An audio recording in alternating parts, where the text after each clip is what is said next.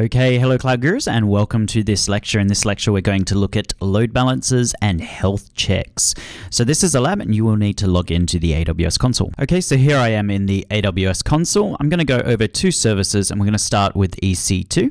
And what we're going to do is we're going to go ahead and launch an instance. We're going to launch two different instances in two different availability zones. So I'm just going to use a T2 micro and go ahead and configure my instance details.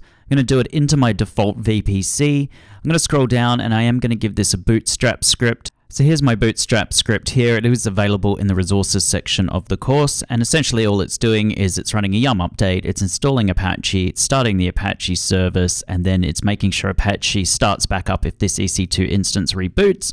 Then it's going over to our var www HTML directory and it's writing a little web page. And the web page just says, this is web server 1. And actually I'll just fix it so that it ends our header and it ends our HTML. And there we go. And then it's going to output that to index.html.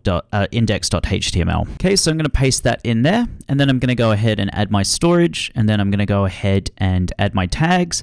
In terms of tags, I'm going to make this web01. And sorry, let's just go back and make sure that we put it in a specific availability zone. So I am going to put this into a specific subnet. I'm going to do this into EU West 1A. So do 1A for whichever region that you're using.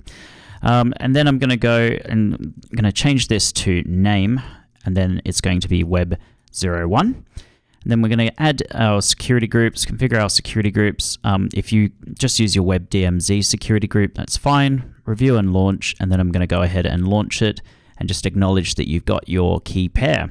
Then we're going to do exactly the same thing, except we're going to change the bootstrap script to having web server 2. So let's go Amazon Linux 2 AMI, T2 micro, scroll down, and in here we'll paste our bootstrap script and just change this web server to web server 2. And then also make sure that this goes into a separate availability zone. So we're going to go back up and we're going to go over to our subnet and we're going to put this into West 1B. Next, I'm going to add my storage and I'm going to add my tags. And again, I'm going to change my name and that will be web02. And there we go. I'm going to add my security group, use an existing security group, and we're going to use our web DMZ security group and go ahead and review and launch and hit that. So those two instances are now launching. You should just be able to navigate to the public IP address to check that the web server has worked or the bootstrap script has worked. So I'm just going to paste that in here and we can see that web server 1 works. And if I grab this one here, I'm just going to grab the IP address and just open up a new tab and type in the IP address. And there we go, we've got web server 2. So we've got web server 1 and web server 2. So they are definitely in different availability zones, as you can see there. So what we're going to do now is we're going to go over and create our first load balancer. So load balancer is here under load balancing. We're going to go in and create a load balancer. So again, there's three different types of load balancers: application load balancer, network load balancer, and classic load balancer. In this lab, we're just going to use classic and application. I don't particularly want to use network because they are expensive. So let's go ahead and create a classic load balancer first. I'm going to call it my classic ELB. And then in here, we're going to do it inside our default VPC. You can have internal load balancers. This means that they're inside private subnets. We're not going to do that. You can also enable advanced VPC configurations. And this basically allows you to select which subnets that your Elastic Load Balancer is going to be deployed into. And you should always have a minimum of 2. Again, I'm not really going to worry about that. In here, we configure our listener configuration. So we could do it on port 80. You could do it on HTTPS. So on port 443. I'm just going to leave it as port 80. I'm going to go and use our existing security group. So I'm going to use my web DMZ. And then I'm going to go ahead and just hit next. And then this is where we configure our health checks. So we want it to be checking index.html because that is our web page. It's going to be doing this using HTTP on port 80. Now our response timeout, if you ever want to know what these are, just sort of hover the mouse over the info, but this is the time to wait when a response from the health check. So we want this to be passing or failing health checks really, really quickly. So I'm going to make this as 2. And then the interval is the amount of times between health checks. So I'm going to make this 5 seconds. So every 5 seconds it's going to wait and see if it's passed a health check. So down here, the unhealthy threshold is the number of consecutive health check failures before declaring an EC2 instance as unhealthy. So I want that as a minimum of 2. Here's our healthy threshold. Let's go ahead and make this 3. So essentially in 10 seconds, it will detect whether or not our EC2 instance has gone down, and it will take 15 seconds for it to go ahead and become healthy. Next, let's go ahead and add our 2 EC2 instances. So I'm going to add web01 and web02. In here, you've got enable cross-zone load balancing. This basically distributes traffic evenly across all targets in the availability zones that is enabled for the load balancer. So we definitely do want that. In here, this is connection draining. So this is the number of seconds to allow existing traffic to continue flowing. So that's down for 5 minutes. Next, we're going to go in and add our tags. I don't particularly want a tag for this. And now I'm going to go ahead and create my load balancer. Now, just remember, load balancers do take you out of free tier. 9 times out of 10, this is where you're going to get a cost, is when you create a load balancer and then you forget about it. So do just bear that in mind. And in here, we've got our classic load balancer. It has now been created, and we're given a DNS address record, or a DNS name. Now, note that we're never given an IP address for an Elastic load balancer. So what I want you to do is copy that DNS record into your clipboard. Before you navigate to that, what you might want to do is just go and make sure that your instances are in service. So we've got in here, right now my instances are out of service, so it needs to go ahead and pass that health check. So I'm just going to wait for a couple of minutes while our instances come into service. Okay, so those instances are now in service. You can see it in here.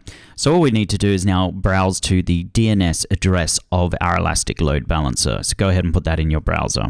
Okay, so I'm just going to paste it into my browser, and I'm going to go ahead and hit enter, and there we go, we've got web server 2. If I do a hard refresh, you'll see that sometimes I hit web server 1, sometimes I hit web server 2.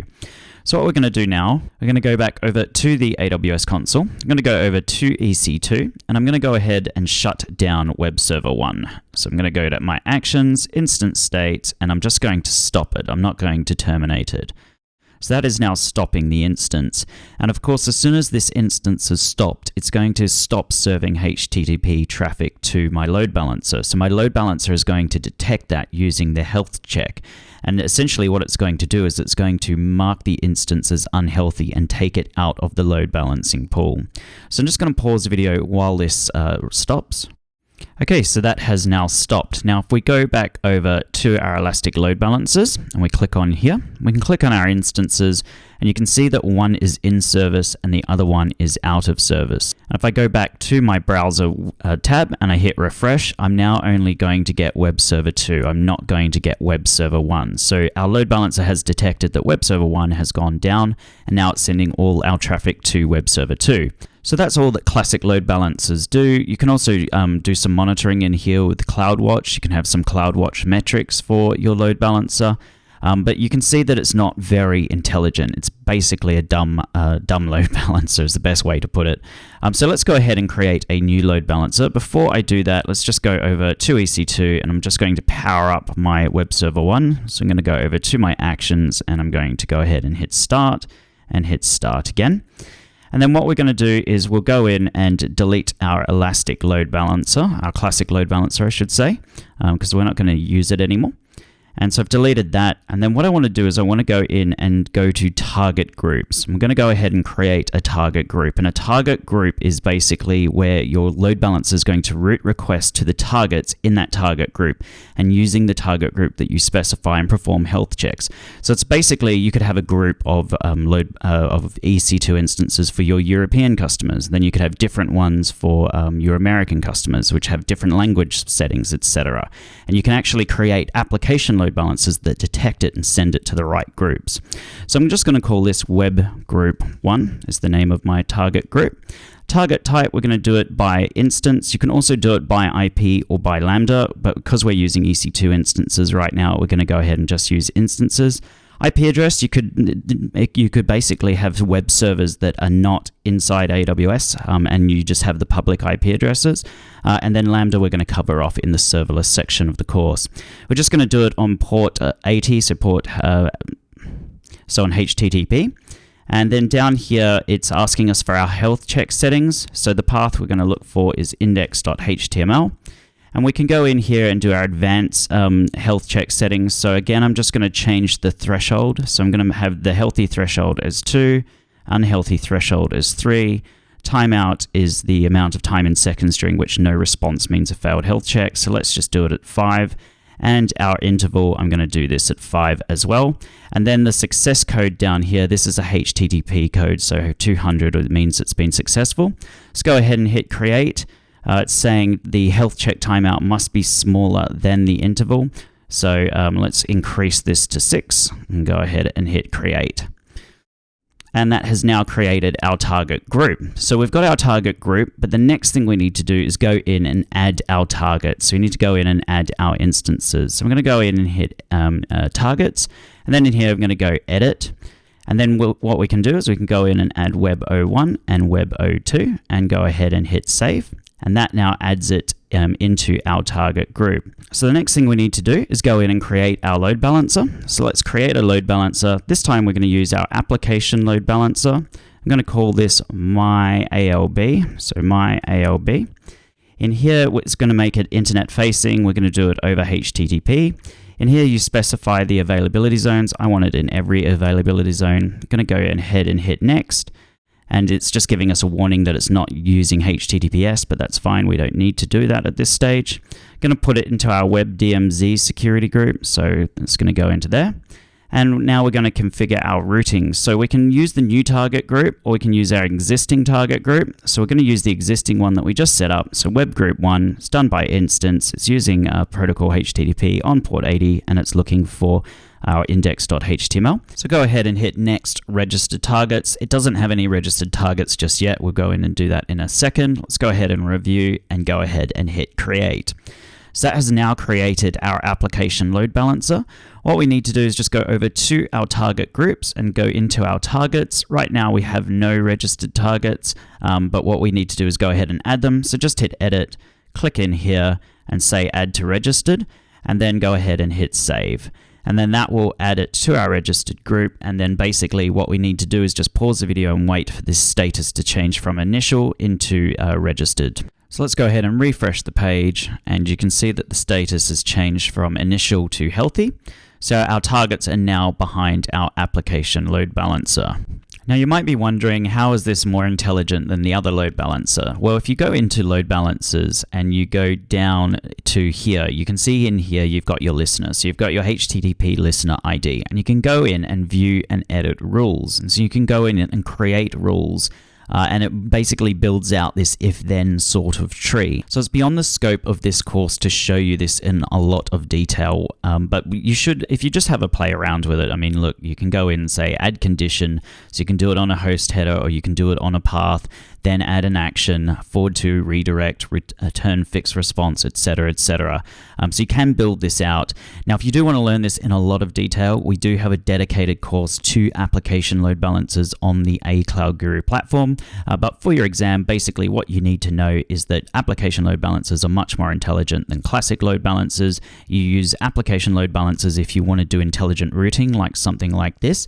You'd use network load balancers if you need a fixed IP address for your load balancer, or if you need ultra high performance.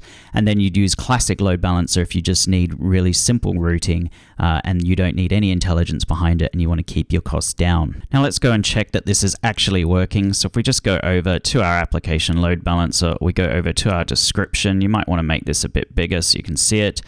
Down here we've got our DNS name. Copy that into your clipboard, and I'm just going to paste it in here. So this is my new application load balancer. There we go. We've got web server 2, web server 1, web server 2, web server 1, web server 2. So it is definitely working. So onto my exam tips. We'll just remember the 3 different types of load balancers: application load balancers for intelligent routing, network load balancers for very high performance, and then classic load balancers where you want to keep your costs down. You don't need any intelligence built in. Remember that a 504 error means that the gateway has timed out, and this means that the application is not responding within the idle timeout period. So what should you do? Well, you should troubleshoot the application. Is this going to be the web server or the database server? Also remember that if you need the IPv4 of your end user inside your classic load balancers, you need to look for the x-forwarded 4 header. And then finally, just remember that instances monitored by ELB are either in service or out service, and health checks check the instance's health by talking to them. And load balancers always have their own DNS names. You're never given an IP address. Do read the Elastic Load Balancer FAQ for classic load balancers. In fact, I just read the FAQ for all of load balancers because they do come up. They will come up, probably 10 questions in your exam will be on the different load balancers. So bear that in mind as well. And if you want to do a deep dive on application load balancers, check out our deep dive course on A Cloud Guru. So that's it for this lecture, everyone. In the next lecture, we're going to look at some more advanced concepts with elastic load balancers. We're then going to move on to auto-scaling groups, and we're then going to look at how we can create highly available architectures or HA architectures. And what we'll do is we'll go through and create a highly available WordPress site. So if you've got the time, please join me in the next lecture. Thank you.